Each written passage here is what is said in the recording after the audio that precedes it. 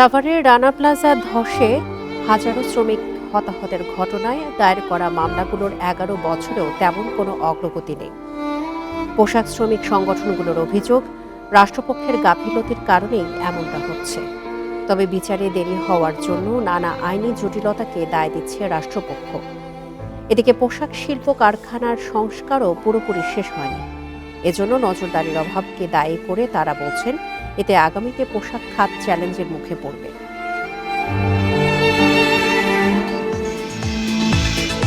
এই প্রতিবেদন থাকছে সংবাদে। স্বাগত বিরতিহীন ইন্ডিপেন্ডেন্ট সংবাদে। আপনাদের সাথে আছি সঞ্চারী মুজিবতমা এবং আমি সাফাদ্দিন ফরিদ। এবারে জানিয়ে দেব প্রধান শিরোনামগুলো। 5 দিনের সফরে সকাল 10টায় থাইল্যান্ড যাচ্ছেন প্রধানমন্ত্রী। ইউএন এসকেপের 80তম অধিবেশনে বক্তব্য রাখবেন কাল।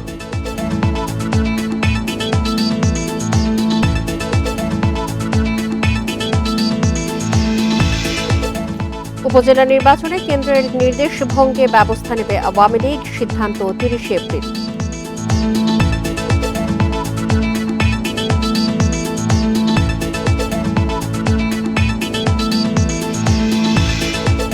মিয়ানমার থেকে আজ দেশে ফিরছেন আটক থাকা 173 বাংলাদেশি। একই জাহাজে ফেরত যাবেন 285 বিজিপি সদস্য।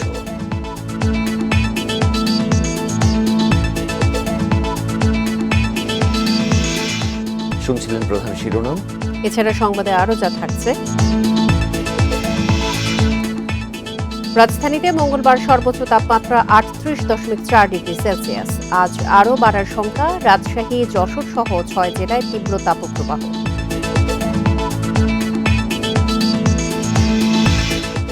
নতুন শিক্ষাক্রমে 50 নম্বরের লিখিত ও 50 নম্বরের শ্রেণীভিত্তিক মূল্যায়নের সুপারিশ। এসএসসি, এইচএসসি পরীক্ষাতেও একই পদ্ধতি।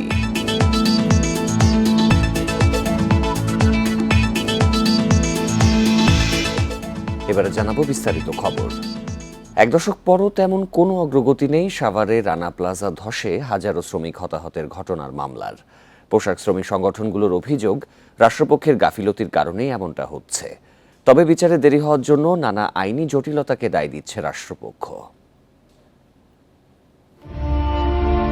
2013 সালের 24 এপ্রিল পোশাক খাতের ইতিহাসে ভয়াবহ দিন। সেদিন সাভারের রানা প্লাজা ভবন ধসে পড়ায় মারা যায় 1133 জন শ্রমিক, আর আহত হয়ে কর্মক্ষমতা হারান কয়েক হাজার। ওই ঘটনায় অবহেলাজনিত মৃত্যুর অভিযোগে হত্যা মামলা, ইমারত নির্মাণ আইন ভঙ্গসহ 14টি মামলা হয়। এর মধ্যে শ্রম আদালতে চলছে কলকারখানা ও প্রতিষ্ঠান পরিদর্শন অধিদপ্তরের 11টি মামলা। এত মামলার মধ্যে শুধু দুদকের মামলা নিষ্পত্তি হয়েছে। তবে 11 বছরেও বাকি মামলাগুলোর কুলকিনারা করতে পারেননি রাষ্ট্রপক্ষ। শ্রমিক সংগঠনগুলোর অভিযোগ, রাষ্ট্রপক্ষের অবহেলাতেই ন্যায় বিচার পাচ্ছেন না ভুক্তভোগীরা। সরকারি যে লয়ার, তারা আরও বেশি যত্নবান হওয়া উচিত, আরও উদ্যোগী হওয়া উচিত। এই জায়গাটায় তারা উদ্যোগী হচ্ছেন না। এখানে নানান রকমের রাজনৈতিক প্রভাব থাকতে পারে। বিচারহীনতার কারণে বারবার এই ধরনের ঘটনা ঘটছে বলে অভিযোগ তাদের। 11 বছর ধরে বিচার প্রক্রিয়া কোনো আলোর মুখ দেখছে না বা বিচার হচ্ছে না। এটার মধ্যে থেকে আমার কাছে মনে হয় যে এখানে এই ধরনের ঘটনাগুলোর পুনরাবৃত্তির সুযোগ থাকে এবং পুরো বিচার ব্যবস্থার প্রতি যে আস্থা তৈরি হওয়া জনগণের বা শ্রমিকদের, সেই আস্থার জায়গাটা নষ্ট হয়ে যাচ্ছে। তবে রাষ্ট্রপক্ষের দাবি, সাক্ষ্য গ্রহণ থেকে শুরু করে নানা জটিলতায় ঝুলে আছে সব মামলা। আসামিদের মধ্যে ভবন মালিক সোহেল রানা কারাগারে, অনেকেই জামিনে মুক্ত, আর মারা গেছেন 3 জন। মহামান্য আপিলেট ডিভিশনের আদেশ আছে 6 মাসের মধ্যে মামলা নিষ্পত্তি করা। অলরেডি 2 মাস পার হয়ে গেছে। 2 মাসে আমরা প্রায় আরও 30 জন সাক্ষী নিয়েছি। 596 জন সাক্ষী। মামলাটা 4 দিনের এগেস্টে আপিল রিভিশন করেছিল, সেটা স্টে হয়েছিল অন্য আসামের জন্য, রানার জন্য ছিল না। কিন্তু রাষ্ট্রপক্ষ ইচ্ছা করলে মামলার উচ্চ আদালতে শুনানি করে ভ্যাকেটটা ক্যান্সেল করে এনে বিচার শুরু করতে পারত, কিন্তু ওনারা করে নাই। বিচারের দীর্ঘসূত্রতায় বেঁচে থাকতে ন্যায় বিচার পাবেন কিনা তা নিয়ে সংশয়ে নিহতদের স্বজন ও আহতরা। Muhammad Omar Faruk, independent news, Dhaka. রানা প্লাজা ধসের 11 বছর পরও পোশাক শিল্প কারখানায় পুরোপুরি সংস্কার হয়নি। গেল 1 দশকে নানা উদ্যোগ নেওয়া হলেও তা পর্যাপ্ত নয় বলে দাবি করছেন শ্রমিক সংগঠন ও বিশ্লেষকরা। এজন্য নজরদারির অভাবকে দায়ী করে তারা বলছেন, এতে আগামীতে পোশাক খাত চ্যালেঞ্জের মুখে পড়বে। 2013 সালে 24 এপ্রিল রানা প্লাজা ধসে 5টি পোশাক কারখানার 1138 শ্রমিক মারা যান, যা দেশের ইতিহাসে সবচেয়ে বড় শিল্প দুর্ঘটনা। এই ঘটনার পরই শ্রমিকদের নিরাপত্তায় ইউরোপ ও উত্তর আমেরিকার ক্রেতাদের উদ্যোগে গঠিত হয় অ্যাকর্ড ও অ্যালায়েন্স। তবে অ্যাকর্ড অ্যালায়েন্সের বিদায়ের পর কারখানা পরিদর্শন ও সংস্কার কাজ তদারকি করছে দেশের উদ্যোগে গঠিত সংস্থা আরএমজি সাস্টেনেবিলিটি কাউন্সিল। তবে অভিযোগ উঠেছে সংস্থাটি সঠিকভাবে তাদের কাজ করছে না। আরএসসি যে কাজটা করতেছে সেটা আসলে আমরা ওরকম ভাবে কোনো রিপোর্ট পাবলিশ হচ্ছে না, বা আমরা আমাদের এই সেক্টর থেকে আমরা কিন্তু সেটা দিতে পারি না। বিশ্লেষকরা বলছেন, রানা প্লাজা দুর্ঘটনার আগে পোশাক খাতে শ্রমিক ছিল 60 লাখের বেশি। তবে দুর্ঘটনার পর বর্তমানে এটি কমে দাঁড়িয়েছে 29 লাখে। এছাড়া এখন অনেক প্রতিষ্ঠান শ্রমিকদের নিরাপত্তা নিশ্চিত করতে পারছে না, যা আগামীতে রপ্তানিমুখী পোশাক খাতকে বড় চ্যালেঞ্জের মুখে ফেলবে বলে মনে করেন তারা। আইন কানুনের দুর্বলতা, বিচারটা নিশ্চিত করার জন্য আইনে কোনো কিছু আসেনি, অতএব এটা একটা বড় ঘাটতি। দ্বিতীয় ঘাটতি হচ্ছে এটা, যেটা আমি বলেছি, যে শ্রমিকদেরকে নিরাপদ প্রক্রিয়ার মধ্যে অংশগ্রহণ করা। পোশাক কারখানা মালিকরা বলছেন, বিজিএমই ও বিকেএমই এর সদস্যভুক্ত সব কারখানাই এখন ক্রেতাদের শর্ত মেনে কাজ করছে। এর বাইরে কেউ শর্ত না মানলে অভিযোগের ভিত্তিতে ব্যবস্থা নেওয়ার কথা বলছেন তারা। তারা যদি আসে বিজিএমইতে বা বিকেএমইতে এবং বলে যে এই ফ্যাক্টরি এই করতেছে, তো আইনগুলো মানছে না, তখন আমরা সেই ফ্যাক্টরির বিরুদ্ধে ব্যবস্থা নিতে পারি বা তাকে সেই সময় দিতে পারি যে তুমি এতদিনের মধ্যে তোমার এই রিমিডিয়েশনের কাজগুলো করে নাও। বিশ্লেষকরা বলছেন, রানা প্লাজায় আহতদের একটি বড় অংশ এখনও কর্মসংস্থানের বাইরে রয়েছেন, তাই তাদের পুনর্বাসন ও সামগ্রিক চিকিৎসা নিশ্চিতের ওপর জোর দেন তারা। Irin Khatun, independent news, Dhaka. এ নিয়ে আরো জানাতে সাভার থেকে যোগ দিচ্ছেন আমাদের সহকর্মী রুবেল আহমেদ। রুবেল, রানা প্লাজা ট্র্যাজেডিতে নিহতদের স্মরণে যে কর্মসূচি চলছে, এই কর্মসূচিতে নিহতদের স্বজনেরা কি বলছেন? রাষ্ট্রপক্ষের কাছ থেকে কোনো কিছু জানা গেছে কিনা? আর পোশাক মালিক ও শ্রমিক সংগঠনগুলো কি কোনো উদ্যোগ নিচ্ছে কিনা এই বিষয়ে?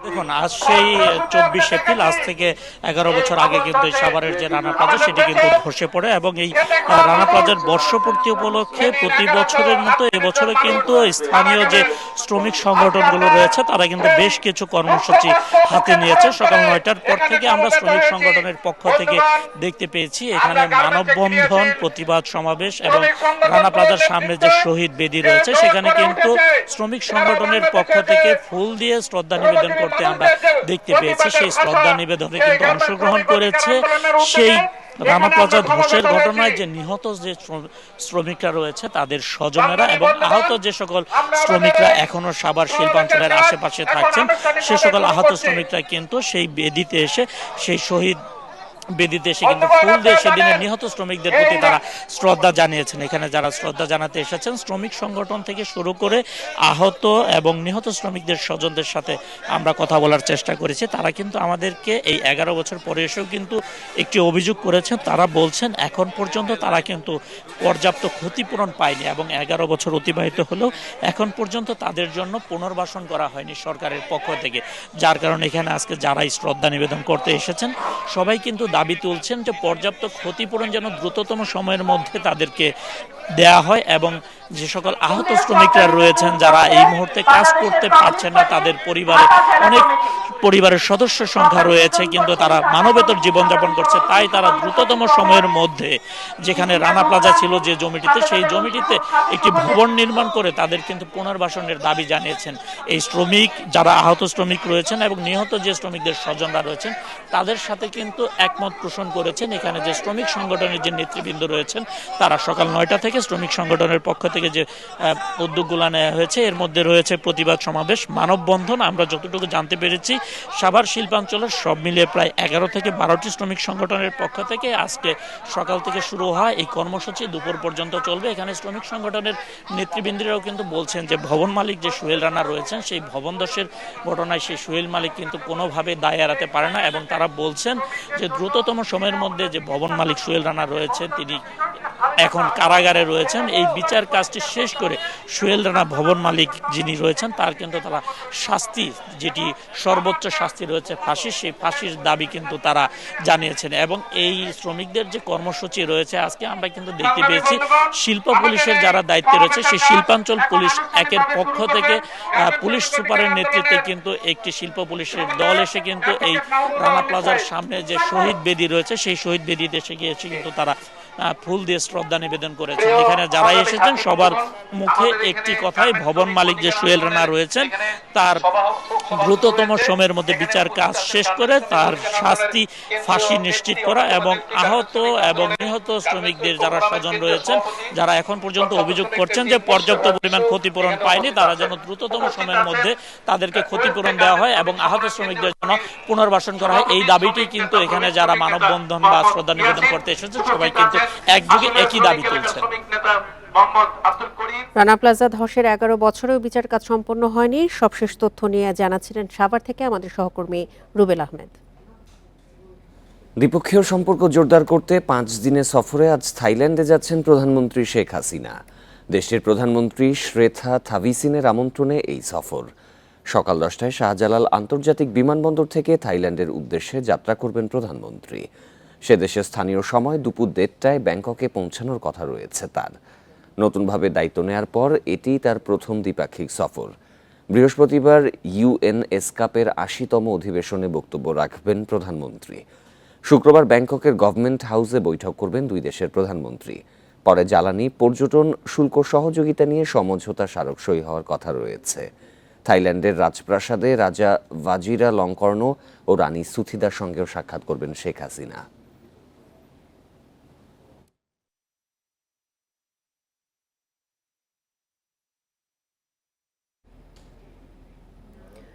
দলের নির্দেশনা অমান্য করে উপজেলা নির্বাচনে মন্ত্রী বা এমপির যেসব স্বজনেরা প্রার্থিতা প্রত্যাহার করেননি তাদের বিষয়ে সিদ্ধান্ত হবে 30 এপ্রিল। আওয়ামী লীগের কেন্দ্রীয় নেতারা জানান, সেদিন কার্যনির্বাহী সংসদের সভাতেই এই ব্যাপারে সিদ্ধান্ত হবে। সভায় অবাধ্য প্রার্থীদের বিষয়ে বিস্তারিত প্রতিবেদন উপস্থাপন করা হবে। কেন্দ্রের কঠোর সিদ্ধান্ত ও বারবার সতর্কবার্তা দেওয়ার পরও প্রথম দফার উপজেলা নির্বাচনে ভোটের মাঠে রয়ে গেছেন মন্ত্রী এমপির বেশিরভাগ আত্মীয় স্বজনেরা। নাটোরের সিংড়ায় তথ্য ও যোগাযোগ প্রযুক্তি প্রতিমন্ত্রী জোনায়েদ আহমেদ পলকের শ্যালক লুৎফুল হাবিব সহ 3 জনের মনোনয়ন প্রত্যাহারের বাইরে আর কোনো প্রত্যাহারের খবর নেই। সেই হিসেবে মাদারীপুর সদরের সংসদ সদস্য শাহজাহান খানের ছেলে আসিবুর রহমান খান সহ আরও অন্তত 20 জন অবাধ্য প্রার্থী মাঠে রয়ে গেছেন। নির্বাচনে নির্দিষ্ট কিছু পরিবারের মধ্যে নেতৃত্ব না রেখে তা ছড়িয়ে দিতেই মন্ত্রী এমপিদের স্বজনদের নির্বাচনের বাইরে রাখার সিদ্ধান্ত হয়েছে বলে মনে করেন কেন্দ্রীয় নেতারা। নির্দেশ অমান্যকারীদের বিরুদ্ধে কঠোর হবে দল। আমরা স্ব বিভাগের সাংগঠনিক সম্পাদকরা আমরা তাদের সাথে কথা বলে বার্তা পৌঁছে দিয়েছি। সেগুলোকে আমরা তালিকাভুক্ত করে সেগুলোকে আমরা 30 তারিখ সেন্ট্রাল কমিটি মিটিংয়ে প্লেস করব। যারা ক্ষমতাবান থাকে তারা মনে করে আমরা ক্ষমতাবান, আমরা ক্ষমতাকে এইভাবে এনজয় করব, এটা করব। এটা কিন্তু দাঁড়ায় গেছে। সুতরাং এই জায়গা থেকে বের করে আনার জন্য তো শক্ত হইতেই হবে। দলের সভাপতি প্রধানমন্ত্রী শেখ হাসিনা কেন্দ্রীয় কার্যনির্বাহী সংসদের সভায় আলোচনার ভিত্তিতেই এ ব্যাপারে সিদ্ধান্ত নেবেন বলে জানান নেতারা। গণতন্ত্রের উল্লেখ আছে, পার্টির ডিসিশন যারা ভায়োলেট করবে তাদের বিরুদ্ধে ব্যবস্থা গ্রহণ করা হবে। সেই ব্যবস্থা শাস্তিমূলক ব্যবস্থা, কতটা লঘু শাস্তি না গুরু শাস্তি, সেটা পার্টির কেন্দ্রীয় কমিটিতে বসে আলোচনা হয়। সেই আলোচনা সাপেক্ষে সিদ্ধান্ত গ্রহণ করা হয়। তো আগামী 30 তারিখে আমাদের কেন্দ্রীয় কার্যনির্বাহী কমিটির সভা আছে সন্ধ্যা 7টায় গণভবনে। ওখানে এই বিষয়গুলো সব ফয়সলা হবে, ওখানে সিদ্ধান্ত হবে। মাননীয় প্রধানমন্ত্রী যে সিদ্ধান্ত দেবেন সেটাই হবে। এ সভার সিদ্ধান্ত পরের ধাপের উপজেলা নির্বাচনগুলোতে প্রভাব ফেলবে বলে মনে করছেন কেন্দ্রীয় নেতারা। শাহাদাত স্বপন, ইন্ডিপেন্ডেন্ট নিউজ, ঢাকা। উপজেলায় 25 প্রার্থী বিনা প্রতিদ্বন্দ্বিতায় নির্বাচিত হয়েছেন। আর কেএনএফের বিরুদ্ধে অভিযান চলায় বান্দরবানের থানচি, রোয়াংছড়ি ও রুমায় ভোটগ্রহণ স্থগিত করা হয়েছে। এদিকে চতুর্থ ধাপের 55 উপজেলা ও ঝিনাইদহ 1 আসনের উপনির্বাচনের তফসিল ঘোষণা করেছে কমিশন। ভোটগ্রহণ হবে 5ই জুন। মঙ্গলবার নির্বাচন কমিশনের বৈঠক শেষে দেয়া হয় এসব তথ্য। ষষ্ঠ উপজেলা নির্বাচন উপলক্ষে জরুরি বৈঠক করেছে নির্বাচন কমিশন। এতে সিইসি কাজী হাবিবুল আওয়াল সহ অন্য কমিশনাররা অংশ নেন। সভায় বান্দরবানের ৩ উপজেলায় ভোট স্থগিতের সিদ্ধান্ত হয়। ৮ মে প্রথম ধাপের উপজেলা নির্বাচনে বান্দরবানের রোয়াংছড়ি ও থানচিতে এবং ২১ মে রুমায় ভোট হওয়ার কথা ছিল, কিন্তু ওই এলাকায় ব্যাংক ডাকাতির জেরে কেএনএফের বিরুদ্ধে অভিযান চলায় স্থগিত করেছে ইসি। পার্বত্য জেলা বান্দরবানের ৩টি উপজেলাতে, বিশেষ করে থানচি, রুমা এবং রোয়াংছড়িতে আমাদের কম্বাইন্ড অপারেশন অর্থাৎ যৌথ বাহিনীর অপারেশন চলমান রয়েছে। তাই আপাতত এই 3টি উপজেলা নির্বাচন স্থগিত করা হয়েছে, যেটা আমরা পরবর্তীতে সুবিধা সময় আমরা আয়োজন করতে চেষ্টা করব। এদিকে চতুর্থ ধাপের উপজেলা নির্বাচন ও ঝিনাইদহ 1 আসনের উপনির্বাচনের তফসিল ঘোষণা করা হয়েছে। চতুর্থ ধাপের মনোনয়নপত্র দাখিলের শেষ তারিখ 9 মে বৃহস্পতিবার, মনোনয়নপত্র বাছাই 12 মে, প্রতীক বরাদ্দ 20 মে সোমবার এবং ভোট গ্রহণ, যেটা আগে থেকে আপনারা জানেন যে 5 জুন 2024 তারিখ সকাল 8টা থেকে বিকেল 4টা পর্যন্ত ভোট হবে রোজ বুধবার। 81 ঝিনাইদহ 1, এটা নির্বাচনের তারিখ আমরা এই চতুর্থ ধাপের সাথে মিলিয়ে রেখেছি। 5 জুন তারিখে নির্বাচন অনুষ্ঠিত হবে। প্রথম ধাপে 150 উপজেলার মধ্যে 3 পদে 25 প্রার্থী বিনা ভোটে নির্বাচিত হয়েছেন, যার মধ্যে রয়েছেন নাটোরের সিংড়া উপজেলার দেলোয়ার হোসেন সহ 6 চেয়ারম্যান প্রার্থী। ভাইস চেয়ারম্যান পদে 9 জন এবং মহিলা ভাইস চেয়ারম্যান পদে 10 জন নির্বাচিত হয়েছেন। Mahmudul Hasan, independent news, Dhaka. তীব্র থেকে মাঝারি তাপপ্রবাহ আজও সারা দেশে অব্যাহত থাকবে, তবে সিলেটে ঝোড়ো হাওয়া সহ বজ্রবৃষ্টি হতে পারে। এই অঞ্চলের নদীবন্দরে 1 নম্বর সতর্ক সংকেত জারি রয়েছে। আবহাওয়া অফিস জানিয়েছে, রাজশাহী, পাবনা, খুলনা, বাগেরহাট, যশোর, চুয়াডাঙ্গা ও কুষ্টিয়ার ওপর দিয়ে বইছে তীব্র তাপপ্রবাহ এবং ঢাকা, ময়মনসিংহ, রংপুর, বরিশাল, রাজশাহী ও খুলনা বিভাগের বেশিরভাগ জেলার ওপর দিয়ে বয়ে যাচ্ছে মাঝারি তাপপ্রবাহ। আজ সারা দেশে দিনের তাপমাত্রা সামান্য বাড়লেও রাতের তাপমাত্রা প্রায় অপরিবর্তিত থাকবে। বাতাসে জলীয় বাষ্প বেশি থাকায় বাড়বে গরমের অস্বস্তি। আগামী কয়েকদিন দেশের বেশিরভাগ জেলায় বৃষ্টির কোনো পূর্বাভাস নেই। গোটা এপ্রিল জুড়েই অব্যাহত থাকবে তাপপ্রবাহ। মঙ্গলবার দেশের সর্বোচ্চ তাপমাত্রা রেকর্ড করা হয় ঈশ্বরদীতে 40.5 ডিগ্রি সেলসিয়াস। এ সময় রাজধানীর তাপমাত্রা ছিল 38.4 ডিগ্রি সেলসিয়াস।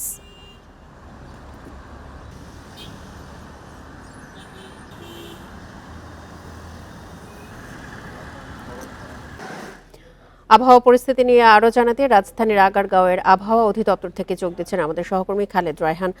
রায়হান, আজকে তাপমাত্রা সর্বোচ্চ কত ডিগ্রি পর্যন্ত উঠতে পারে, বৃষ্টির কোনো সম্ভাবনা রয়েছে কিনা, আর পূর্বাভাসে কি বলা হয়েছে?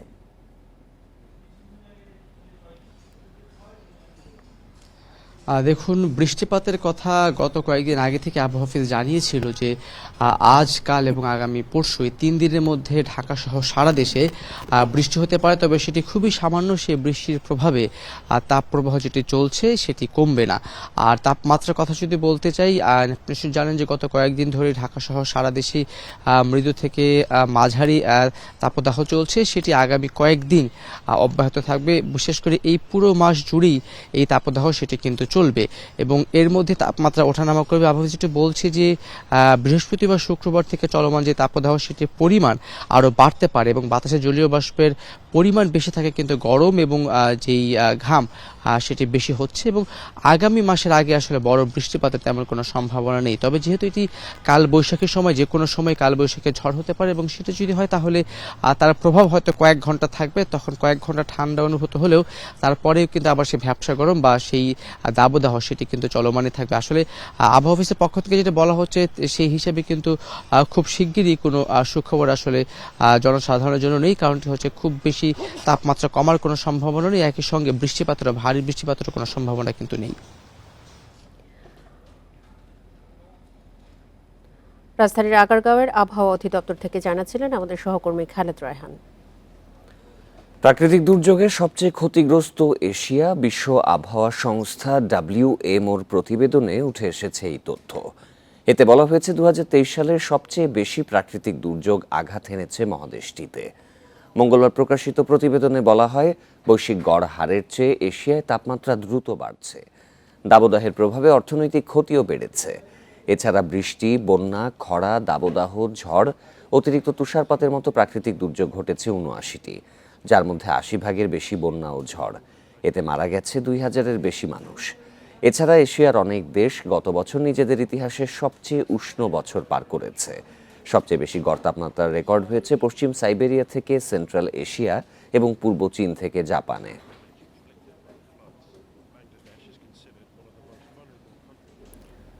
নতুন নির্দেশনায় গতি কমিয়ে ঘন্টায় ৩০ থেকে ৪০ কিলোমিটার গতিতে চলছে ট্রেন। এর কারণ হিসেবে রেলওয়ে অতিরিক্ত তাপমাত্রার কথা বললেও তাতে একমত নন বিশেষজ্ঞরা।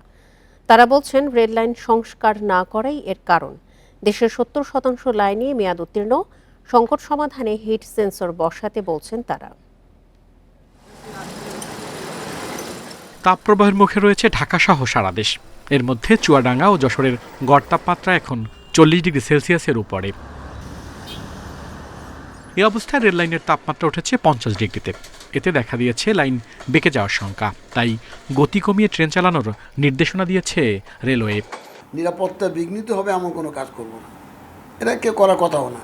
এটা আমার ওটা ওই লাইনের উপর দিয়ে নিরাপদে ট্রেন চলাচলের উপযুক্ত আছে, কিন্তু যখন ওটার উপরে অনেক বেশি চাপ পড়বে তখন একটা ঝুঁকি থাকতেও পারে। তবে এ যুক্তি মানতে নারাজ যোগাযোগ বিশেষজ্ঞরা।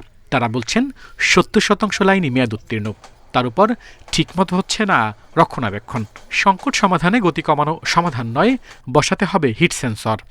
খুব স্বল্প ব্যয়ে কিছু ম্যাগনেটিক প্রপ সেন্সর বা হিট সেন্সর পাওয়া যায়। এটা যদি রেল লাইনে বসানো হয় তাহলে কিন্তু আমরা নিয়মিতভাবে রেলের ভিতরে যে তাপমাত্রা আছে সেটা কিন্তু আমরা মনিটরিং করতে পারি এবং সেই অনুযায়ী কিছু ব্যবস্থাপনাও নেওয়া সম্ভব। রেলের সমীক্ষা বলছে সারা দেশের রেললাইন রয়েছে ৪,৪৩৮ কিলোমিটার। এর মধ্যে পূর্বাঞ্চলের ১৬ জেলায় সংকট সবচেয়ে বেশি।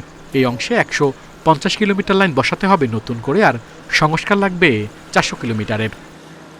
সংস্কার তো আমাদের তো এইগুলো তো পুরো সংস্কার প্রক্রিয়ার মধ্যে প্রকল্পের মধ্যে আছে। পুরোনো লাইন নতুন লাইনগুলো তো আছে ডাবল লাইনের ক্ষেত্রে, আর পুরোনো যেগুলো আছে সেগুলো ঢাকা চিড়িয়াখানা পুরোটাই তোমার হচ্ছে রেল পরিবর্তন করার পর্যায়ক্রমে করা হবে, এটা প্রকল্প নিয়ে আসে আর কি। পশ্চিমাঞ্চলের রাজশাহী, ঢাকা, রংপুর ও খুলনা বিভাগের ২৩ জেলায় রয়েছে সংকট। এসব জায়গায় যেখানে লাইনের সমস্যা, বাড়তি তাপমাত্রার কারণে সেখানেই গতি কমাতে হচ্ছে। আল আমিন হোসেন, ইন্ডিপেন্ডেন্ট নিউজ, ঢাকা। দেশের বিভিন্ন এলাকায় তাপদাহের সঙ্গে বিদ্যুতের লোডশেডিংও বেড়েছে। অসহ্য গরম থেকে একটু স্বস্তি পেতে মানুষ ভিড় করছেন চার্জার, ফ্যান ও এসির দোকানে। আর চাহিদা ও বিক্রি বেড়ে যাওয়ার সুযোগে এসব পণ্যে বাড়তি টাকা হাতিয়ে নিচ্ছে ব্যবসায়ীরা।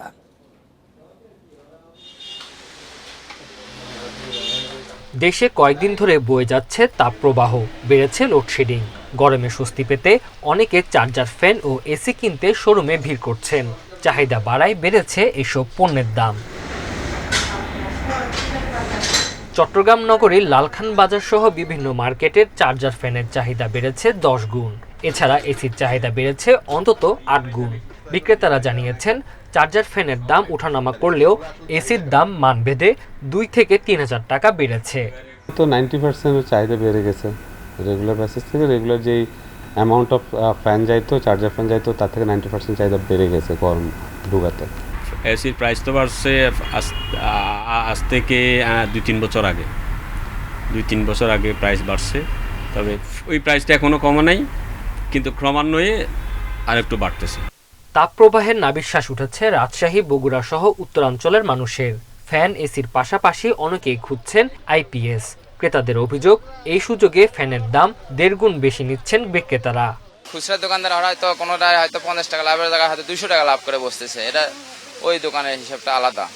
মস্ত পরিমাণ ফ্যানের দাম এখন নেওয়াই লাগবে, দাম বেশি হলেও কিনতে হবে, উপায় নাই। গরম বাচ্চা, ছোট বাচ্চা আছে।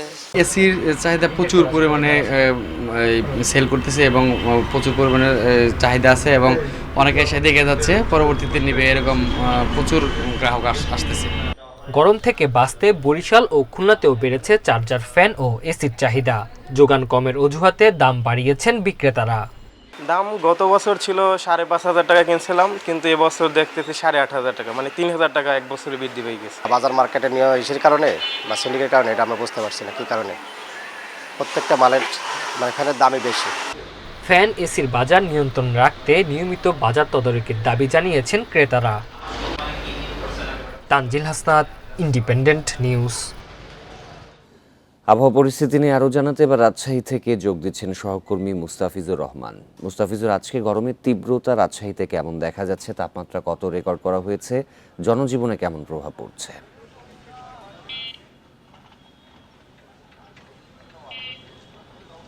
গতকালকে কিন্তু রাজশাহীতে তাপমাত্রা ছিল 40.2 ডিগ্রি সেলসিয়াস এবং আজকে সকাল 9টার আবহাওয়া দপ্তরের যে তথ্য সেটি বলছে যে এখন 33.4 ডিগ্রি সেলসিয়াস এবং আবহাওয়া দপ্তরের যে তথ্য বলছে ক্রমান্বয়ে কিন্তু তাপমাত্রার পারদ সেটি বাড়বে, অর্থাৎ আজকেও তাপমাত্রা 40 ছুঁই করবে, এটি কিন্তু আবহাওয়ার পূর্বাভাস বলছে। আর যখন গেল এক সপ্তাহ ধরে রাজশাহী সহ উত্তরাঞ্চলে তীব্র তাপদাহ চলছে। এর আগে কিন্তু শুরু হয়েছিল মৃদু থেকে মাঝারি, এখন গেল এক সপ্তাহ ধরে তীব্র তাপদাহ চলছে এবং তীব্র তাপদাহর ফলে এইখানে যে জনজীবন, বিশেষ করে সাধারণ মানুষ যারা রয়েছেন তাদের উপরে কিন্তু এর বিরূপ প্রভাবটা পড়েছে। বিশেষ করে যারা নিম্ন আয়ের মানুষ রয়েছেন, দিনমজুর রয়েছেন বা যারা মাঠে কাজ করেন, ঠিক তাদের কিন্তু দুর্ভোগটা সবচেয়ে বেশি। আমরা দেখেছি যে এরই মধ্যে গত 2 দিন আগেও রাজশাহীর বাগমারায় একজন হিটস্ট্রোকে, একজন কৃষক হিটস্ট্রোকে মারা গেছেন জমিতে কাজ করতে গিয়ে। এছাড়াও যারা নিম্ন আয়ের মানুষ রয়েছেন, বিশেষ করে যারা রিক্সা চালক রয়েছেন বা অটো চালক রয়েছেন, তাদের কিন্তু দুর্ভোগটা চরমে, কারণ তাদেরকে এই রোদের মধ্যেই, তীব্র গরমের মধ্যেই কিন্তু তাদের এই বাইকগুলো চালাতে হচ্ছে বা এই যানবাহনগুলো তাদের চালাতে হচ্ছে। অপরদিকে যদি আমি এখন অবস্থান করছি রাজশাহী মেডিকেল কলেজ হাসপাতালের সামনে, সেইখানেও কিন্তু রোগীর সংখ্যা ক্রমান্বয়ে বাড়ছে, বিশেষ করে গরমজনিত কারণে রোগীর সংখ্যা বাড়ছে। এবং কিছুক্ষণ আগে আমাদের কথা হয়েছিল রাজশাহী মেডিকেল কলেজ হাসপাতালের মেডিসিন ওয়ার্ডে, সেখানেও কিন্তু রোগীর সংখ্যা বাড়ছে এবং শিশু ওয়ার্ড, বিশেষ করে শিশু ওয়ার্ড, সেখানে ডায়রিয়ায় আক্রান্ত শিশুর সংখ্যা কিন্তু বাড়ছে। আগে যেখানে গড়ে 25 থেকে 30 জন আসতো, এখন সেখানে গেল এক সপ্তাহ ধরে কিন্তু এই সংখ্যা বেড়েছে এবং চিকিৎসকরা বলছেন যে এখন গড়ে প্রায় 45 থেকে 50 জন করে শিশু রোগী আসছে শুধুমাত্র ডায়রিয়া জনিত কারণে, এবং এটি গরমের কারণে, মাত্রা অতিরিক্ত যে গরম সেটি কারণে কিন্তু এই রোগীর সংখ্যাগুলো বাড়ছে। এছাড়া আপনি জানেন যে রাজশাহী কৃষি অঞ্চলের উপর যখন তীব্র খরা যাচ্ছে, এই খরাতে কিন্তু রাজশাহী যে কৃষি অঞ্চল, কৃষি তো এর বিরূপ প্রভাব পড়েছে এবং কৃষির সার্বিক ক্ষেত্রে, কৃষি সেটা ধান এবং আমের ক্ষেত্রে কিন্তু যে কাঙ্ক্ষিত উৎপাদন ব্যাহত হবে, এটি কিন্তু কৃষি সম্প্রসারণ অধিদপ্তর বলছে। এই ছিল রাজশাহীর গরম নিয়ে সর্বশেষ তথ্য। রাজশাহীর আবহাওয়া পরিস্থিতির খবর জানাচ্ছিলেন সহকর্মী। হাইকোর্টের স্থগিতাদেশে রাজধানীর মুগদার উচ্ছেদ অভিযান বন্ধ করেছে ডিএসসিসি ও রাজুক। তবে এর আগেই 3 দিনে ভাঙা হয়েছে 3 শতাধিক স্থাপনা। ভবন মালিকরা কোনো নোটিশ পাননি বলে দাবি করেছেন। বিপরীতে সিটি কর্পোরেশন বলছে 4 দফা সতর্ক করা হয়েছে তাদের। রাজধানীর মুগদা থানার মান্ডা এলাকায় মঙ্গলবারও এভাবে উচ্ছেদ অভিযান চালায় দক্ষিণ সিটি কর্পোরেশন ও রাজুক। একের পর এক স্থাপনা ভাঙা হয়। এ নিয়ে তৃতীয় দিনের মতো চলে অভিযান, যেখানে শেষ দিনে ভাঙা হয় অর্ধ শতাধিক স্থাপনা। মুগদার মূল সড়ক প্রশস্ত করতেই এই কার্যক্রম হাতে নিয়েছে ডিএসসিসি ও রাজুক, যেখানে বিশ্ব রোড থেকে মান্ডার হায়দার আলী স্কুল পর্যন্ত সড়কটি 50 ফুটে উন্নীত করার কথা রয়েছে। ভবন মালিকদের অভিযোগ, কোনো নোটিশ না দিয়েই অভিযান চালানো হয়, এমনকি ড্যাপের নকশার বাইরেও ভাঙা হচ্ছে ভবন। যেটা বৈধ না সেটা ভাঙুক, আমাদের দাবি নাই। আর যেটা বৈধ সেটা তো ভাঙতে পারবো না, তার তো কাগজ দেখতে হবে, তাই না? এরা কাগজ দেখে না, এরা ঘরে ভাঙিয়ে দিতেছে। ওই নোটিশের পরিপ্রেক্ষিতে আমি রাজুকের চেয়ারম্যানকে উত্তর দিছি, আমার রেজিস্ট্রি করা চিঠি আছে। উনি বলছে স্ট্যাটাস কো দেওয়া, স্টে অর্ডার দেওয়া, আমরা কথাই বলবো না। এখানে সন্ধ্যে একটু মাইক মারছিল যে ভাঙা হবে এতটুকুই, কিন্তু লিখিত কিংবা 2, 4, 5 দিন 15 দিন সময় সেটা দেয়। সিটি কর্পোরেশনের দাবি 4 বার নোটিশ পেয়েছেন ভবন মালিকরা, নিয়ম মেনেই চলছে সব। স্থানীয় সম্মানিত কাউন্সিলরের সহযোগিতা নিয়ে আমরা রাজুককে সাথে নিয়ে এই উচ্ছেদ অভিযানটি পরিচালনা করছি। আমাদের এখানে 635 মিটার রাস্তা সম্প্রসারণের প্রয়োজন হচ্ছে। আমরা এই 635 মিটার রাস্তার উভয় পাশের ভবনগুলির রাস্তার উপরে চলা অংশটুকু সরিয়ে নেওয়া হচ্ছে। এই কাজে হাইকোর্ট স্থগিতাদেশ দিলে মঙ্গলবার বিকেলে অভিযান বন্ধ করে 2 সংস্থা। Nahid Kamal, independent news, Dhaka. নতুন শিক্ষাক্রমে বার্ষিক মূল্যায়ন হবে 50 নম্বরের লিখিত এবং 50 নম্বরের শ্রেণীভিত্তিক মূল্যায়নে। এসএসসি ও এইচএসসি পরীক্ষাও একই পদ্ধতিতে, যা নতুন শিক্ষাক্রম নিয়ে গঠিত কমিটির চূড়ান্ত সুপারিশ। এনসিটিবি বলছে এই সুপারিশের ভিত্তিতেই নেওয়া হবে সিদ্ধান্ত। চলতি বছর প্রথম থেকে তৃতীয় ও ষষ্ঠ থেকে নবম শ্রেণী পর্যন্ত নতুন শিক্ষাক্রমে কার্যক্রম চলছে। বছরের শুরু থেকেই শিক্ষাক্রমের বিভিন্ন বিষয় ও মূল্যায়ন পদ্ধতি নিয়ে সমালোচনা শুরু হয়। এর পরিপ্রেক্ষিতে মূল্যায়ন পদ্ধতি কেমন হবে তা নির্ধারণে একটি কমিটি করে শিক্ষা মন্ত্রণালয়। সেই কমিটি চলতি সপ্তাহে এনসিটিভিতে প্রতিবেদন জমা দেয়।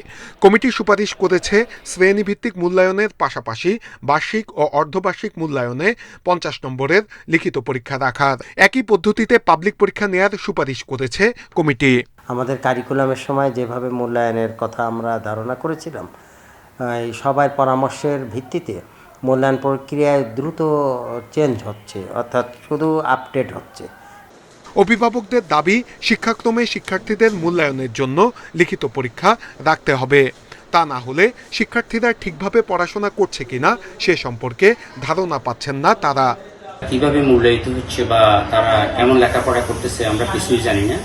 লিখিত পরীক্ষা আবার চালু করা প্রয়োজন। শিক্ষা গবেষকরা বলছেন, নতুন শিক্ষাক্রম বাস্তবায়নের জন্য পর্যাপ্ত অবকাঠামোগত সুবিধা নিশ্চিত করতে হবে। সেই সঙ্গে শিক্ষকদের পর্যাপ্ত প্রশিক্ষণ দিতে হবে। শুধু সিস্টেম ডেভেলপ করলে হবে না, সিস্টেমটা ইমপ্লিমেন্ট করা। আমি যেটা বলছি যে ভালো সিস্টেম হচ্ছে, কিন্তু আমি যাকে দিয়ে ইমপ্লিমেন্ট করব, সেই ইমপ্লিমেন্টের জায়গাটা, আমার ফিল্ড লেভেলের জায়গাটা যদি রেডি না থাকে, এটা কখনোই আপনি অনেক ভালো সিস্টেম করেও এটাকে ইমপ্লিমেন্ট করতে পারবেন না। সো আলটিমেট টার্গেট অ্যাচিভ হবে না। নতুন শিক্ষাক্রমে মূল্যায়নের নৈপুণ্য অ্যাপসে জটিলতা এখনও পুরোপুরি কাটেনি। ফলে শিক্ষার্থীদের শ্রেণীভিত্তিক মূল্যায়নে সমস্যা হচ্ছে। নূরে আলম, ইন্ডিপেন্ডেন্ট নিউজ, ঢাকা। যাচ্ছি পরের খবরে। সময়মতো সাক্ষী হাজির করতে না পারায় মাদক মামলায় বিচার হচ্ছে না মাদক ব্যবসায়ীদের। সিএমএম আদালতের তথ্য বলছে 2023 সালে নতুন পুরনো 57,000 মাদক মামলার মধ্যে নিষ্পত্তি হয়েছে মাত্র 9,500 মামলার। তাই তদন্তকারী কর্মকর্তাদের আরও দায়িত্বশীল হওয়ার তাগিদ সংশ্লিষ্টদের। 2020 সালের 16 জানুয়ারি বাড্ডা থানায় মাদক মামলা করেন মাদকদ্রব্য নিয়ন্ত্রণ অধিদপ্তরের পরিদর্শক ফজলুল হক খান। পরের বছর 25 ফেব্রুয়ারি চার্জশিট দেন তদন্তকারী কর্মকর্তা। নথি বলছে, চার্জশিটের পর 5 বার সমন জারি হলেও তদন্তকারী কর্মকর্তা সাক্ষী হাজির করেন মাত্র একবার। সিএমএম আদালতের হিসেবে 2023 সালের শুরুতে পুরনো মাদক মামলা ছিল 45,179টি। সে বছর নতুন মামলা হয় 11,951টি। সব মিলিয়ে 57,130 মাদক মামলার মধ্যে সে বছর নিষ্পত্তি হয় 9,698টি। রাষ্ট্রপক্ষের আইনজীবী বলছেন, চার্জশিট দেওয়ার পর পুলিশ সাক্ষী হাজির করতে না পারায় বছরের পর বছর ঝুলে আছে মাদক মামলা। যে বারবার সমন দেওয়ার পরেও যে সাক্ষীর অবস্থানটা কোর্ট জানতে পারে না, আমরা জানতে পারি না যে সাক্ষীকে আদৌ ঠিকানা আছে কি নাই, বা সাক্ষী মারা গেছে নাকি সাক্ষীর কোনো তথ্য আমরা পাই না। তো এক্ষেত্রে যদি পুলিশ যদি একটা প্রতিবেদন দাখিল করে যে সাক্ষীর যে লেটেস্ট পজিশনটা কোথায় আছে বা তাকে পাওয়া যাচ্ছে না। তবে পুলিশের দাবি, সমন পাওয়ার পর সাক্ষীকে জানালেও অনেক সময় আদালতে যেতে চান না সাক্ষী। পুলিশের পক্ষ থেকে এই সাক্ষীদের সাথে আমরা টেলিফোনে যোগাযোগ করি এবং তাদেরকে কোর্টে সাক্ষী দেওয়ার জন্য তাগিদ দিয়ে থাকি। সিভিল যে সাক্ষীগুলো আছে, পাবলিক সাক্ষী, তারা যদিও নিয়মিত সাক্ষী আমরা হাজির করতে পারি, তাহলে যে হাজার হাজার পেন্ডিং মামলা আছে, বিচারাধীন আছে, এই মামলার বিচার কার্যক্রম খুব তাড়াতাড়ি নিষ্পত্তি হয়ে যাবে বলে আমরা মনে করে থাকি। আইনজীবীরা বলছেন, সাক্ষী হাজির করতে না পারা তদন্তকারী কর্মকর্তার ব্যর্থতা। কেন পুলিশ পাবে না সাক্ষীকে? কারণ পুলিশই তো এই ধরনের অপরাধীকে চিহ্নিত করছে, আইন বলে দিচ্ছে কিভাবে একজন সাক্ষীকে উপযুক্ত সাক্ষী হিসেবে দাঁড় করানো যায়। সুতরাং পুলিশের একটা গাইডলাইন থাকতে হবে ব্যাপারে। দরকার হলে আইন গাইডলাইন দিয়ে দেবে, আইন করে দেবে বা রুল করে দেবে। সারা দেশে প্রতিদিন যত মামলা হয় তার অর্ধেকের বেশি মাদকের। মামলা দ্রুত নিষ্পত্তি না হলে মাদক কারবারিদের দৌরাত্ম্য কমবে না বলে মত বিশেষজ্ঞদের। Khaled Raihan, independent news, Dhaka. পুলিশের সাবেক আইজি বেনজির আহমেদের সম্পত্তির অনুসন্ধানের অগ্রগতি প্রতিবেদন 2 মাসের মধ্যে দাখিলের নির্দেশ দিয়েছে হাইকোর্ট। এদিকে দুদক বলছে, আইন অনুযায়ী অনুসন্ধানের জন্য 75 কার্যদিবস সময় আছে। তবে হাইকোর্টের বেঁধে দেওয়া সময়ের মধ্যেই অনুসন্ধানের অগ্রগতি জানানো হবে। অবৈধ সম্পদের বিষয়ে নিজের পক্ষে সাবেক আইজিপি বেনজিরের সাফাই এবং দুদকে ব্যারিস্টার সুমনের পাল্টা অভিযোগের পরেই নড়ে চড়ে বসে দুদক।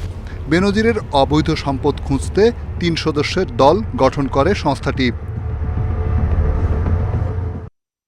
মঙ্গলবার এক রিট আবেদনের প্রেক্ষিতে ২ মাসের মধ্যে বেনজির সংক্রান্ত দুদকের অগ্রগতি রিপোর্ট দাখিলের নির্দেশ দেয় আদালত। এই মামলা যদি সুষ্ঠু তদন্ত না হয়, যদি ক্লিয়ারিং সার্ভিস এখান থেকে পায়, তাহলে বাংলাদেশে দুর্নীতির ফ্লাড গেট ওপেন হবে। রিটের যে মূল বিষয়বস্তু ইনঅ্যাকশন এবং failure of the anti corruption commission, সেটার আর অস্তিত্ব নাই। না থাকার কারণে আমরা আদালতকে প্রথম সাবমিশন ছিল যে এই মামলায় কোনো রুল ইস্যু করা সমীচীন হবে না। দুদক বলছে আইনের বেঁধে দেয়া সময়সীমার মধ্যেই অনুসন্ধান শেষ করা সম্ভব হবে। হাইকোর্টের আদেশ মেনে অগ্রগতি প্রতিবেদনও জানানো যাবে। ম্যান্ডেটরি অর্ডার পাই, 2 মাস ম্যান্ডেটরি আইন যা আছে তা মানতে হবে। আইন অনুযায়ী যা হয় তা আমরা করব। হাইকোর্টের নির্দেশও মানব। কি নির্দেশ দেয় আমরা দেখব। তদন্ত শুরু করছি, তো অনুসন্ধান চলতেছে। গত মাসের শেষে একটি জাতীয় দৈনিকে সাবেক আইজিপি বেনজিরের অবৈধ সম্পদ নিয়ে ধারাবাহিক প্রতিবেদন প্রকাশের পর আলোচনায় আসেন তিনি। তার জন্য যদি ব্যান দিতে হয়। রিশাদ হুদা, ইন্ডিপেন্ডেন্ট নিউজ, ঢাকা। বান্দরবানে ব্যাংক ডাকাতি ও অস্ত্র লুটের মামলায় রুমা উপজেলা ছাত্রলীগ সভাপতি ওয়ানমুন নোয়াম বমসহ 7 জনকে কারাগারে পাঠিয়েছে আদালত। মঙ্গলবার দুপুরে চিফ জুডিশিয়াল ম্যাজিস্ট্রেট আদালতে হাজির করা হলে আসামিদের জেলে পাঠানোর নির্দেশ দেন বিচারক। পুলিশ জানায়, কেএনএফের সঙ্গে সংশ্লিষ্টতা সন্দেহে মোনলাই পাড়া থেকে 6 জন এবং লাইমি পাড়া থেকে এক নারীকে গ্রেপ্তার করে যৌথ বাহিনী। তাদের রুমা থানায় সোপর্দ করা হলে আইনি প্রক্রিয়ার শেষে আদালতে পাঠানো হয়। রুমা ও থানচিতে ব্যাংক ডাকাতি, অস্ত্র লুট ও অপহরণের ঘটনায় 9 মামলায় 22 নারী সহ 78 জনকে কারাগারে পাঠানো হয়েছে।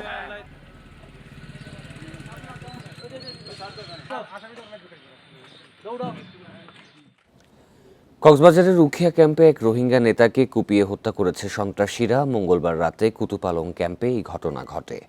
পুলিশ জানায়, নিহত সৈয়দুল আমিন ওই ক্যাম্পের মাঝির দায়িত্ব পালন করতেন। রাতে ক্যাম্পের ডি ব্লকের মসজিদের সামনে তাকে কুপিয়ে জখম করে পালিয়ে যায় সন্ত্রাসীরা। পরে উদ্ধার করে হাসপাতালে নেওয়া হলে চিকিৎসক মৃত ঘোষণা করে। খবর পেয়ে ঘটনাস্থল পরিদর্শন করে পুলিশ। দোষীদের আটকে অভিযানের কথা জানায় আইন শৃঙ্খলা বাহিনী।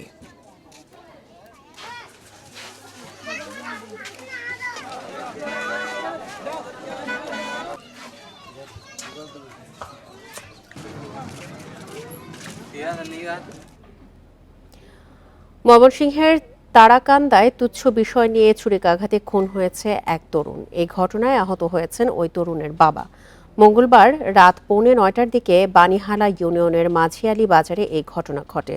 পুলিশ জানায়, রাতে দিগারকান্দা গ্রামের সাদেক মুন্সির দোকানে সিগারেট কিনতে গিয়েছিল একই গ্রামের ফারুক মিয়া। টাকা দেওয়ার সময় 10 টাকার নোট ছেঁড়া থাকায় তা বদল করে দিতে বলেন সাদেক মুন্সির ছেলে ইকবাল হোসেন। এ নিয়ে কথা কাটাকাটির জেরে এক পর্যায়ে ফারুকের ভাই পারভেজ মিয়া ছুরি দিয়ে সাদেক মুন্সি ও ইকবাল হোসেনকে আঘাত করে। ঘটনাস্থলেই মারা যায় ইকবাল। আহত সাদেককে প্রথমে ময়মনসিংহ মেডিকেল কলেজ হাসপাতালে নেওয়া হলে পরে উন্নত চিকিৎসার জন্য ঢাকায় পাঠানো হয়।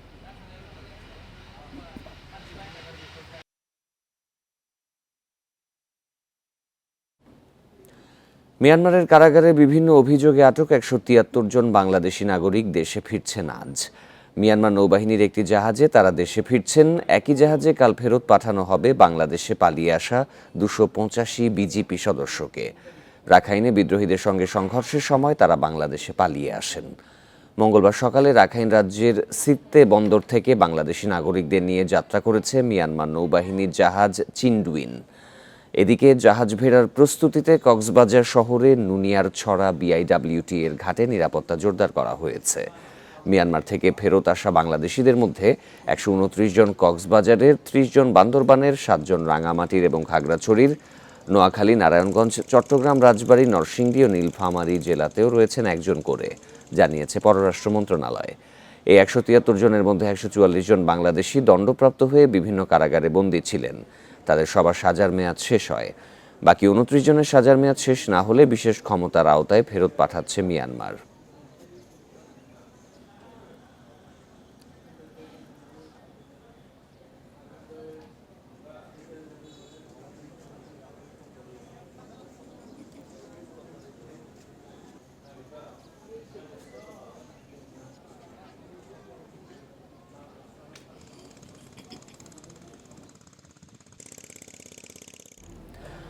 এ বিষয়ে আরও জানাতে এবার সেখান থেকে যোগ দিচ্ছেন সহকর্মী তৌফিকুল ইসলাম।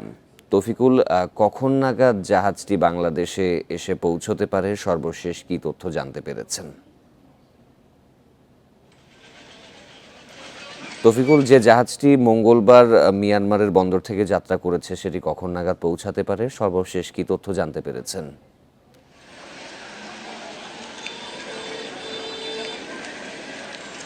মিয়ানমার থেকে যে বাংলাদেশি বহনকারী যে সকল জেলে আছেন বা বিভিন্ন সময় তারা কারাভোগ শেষে আজকে তারা ফেরত আসছেন, সেটি গতকালকে মিয়ানমার থেকে রওনা দিয়েছেন। তবে এখনো পর্যন্ত সেই জাহাজটি যে অর্থাৎ কক্সবাজারের যে নুনিয়াচড়া যে ঘাট রয়েছে সেখানে আসার কথা রয়েছে, এখনো পর্যন্ত সেখানে আসেনি। আপনি দেখতে পাচ্ছেন এখানে যে প্রস্তুতি সেটি আপনি দেখতে পাচ্ছেন, পুলিশের সদস্যরা রয়েছেন, বিজিবির সদস্যরা রয়েছেন, তো সেখানে কোস্টগার্ডের যে সদস্য সেখানে রয়েছেন এবং আনুষ্ঠানিকতার একটি পর্ব রয়েছে। সেই আনুষ্ঠানিকতার পর্বের জন্য সেখানে ইতিমধ্যে সার্বিক প্রস্তুতি আমরা গতকাল রাত থেকেই সেই প্রস্তুতি আমরা দেখেছি।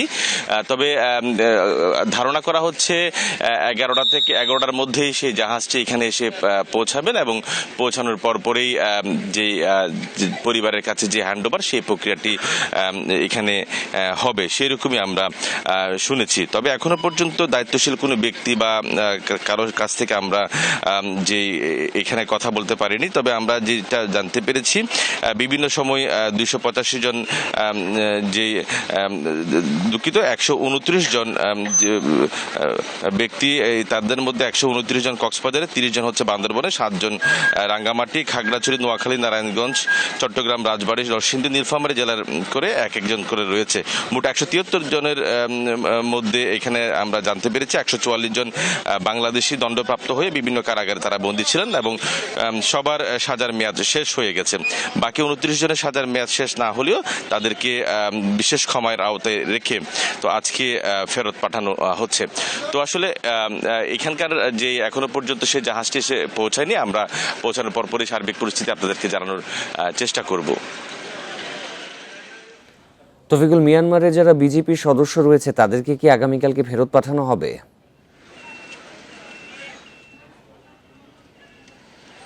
আমরা পররাষ্ট্র মন্ত্রণালয় থেকে আমরা জানতে পেরেছি মিয়ানমারের যে সকল অর্থাৎ যে সীমান্তরক্ষী বাহিনী এবং সেখানকার যে মিয়ানমার আর্মির যে 285 জন বাংলাদেশে অবস্থান করছে তাদেরকে এখন বর্তমানে যে বান্দরবনের নাইকংচুরিতে রাখা হয়েছে, তাদেরকে আগামীকালকেও একই প্রক্রিয়ার মধ্য দিয়ে এই জায়গা থেকে অর্থাৎ নুনিয়াচড়া ঘাট থেকে মিয়ানমারে ফেরত পাঠানো হবে বলে আমরা জানতে পেরেছি। তবে যে কালকে কবে এবং কোন সময় তাদেরকে ফেরত পাঠানো হবে সেই বিষয়ে এখনো পর্যন্ত কোনো স্পষ্ট কোনো তথ্য আমাদের কাছে নেই। তবে পররাষ্ট্র মন্ত্রণালয় থেকে যেটি বলা হয়েছে, আগামীকাল যেহেতু আজকে বাংলাদেশিরা ফেরত আসছে মিয়ানমার থেকে, তো আগামীকালকে মিয়ানমারের যে সকল সেনাবাহিনী এবং যে বিজেপি সদস্যরা রয়েছে তারা বিষয়ে পরবর্তী তথ্য আপনার মাধ্যমে আমরা দর্শকদের জানাবো। আর ছিল এখনকার মতো বিরতিহীন ইন্ডিপেন্ডেন্ট সংবাদে। আরো বিস্তারিত জানতে চোখ রাখুন ফেসবুক, ইউটিউব এবং এক্সে। ধন্যবাদ সবাইকে।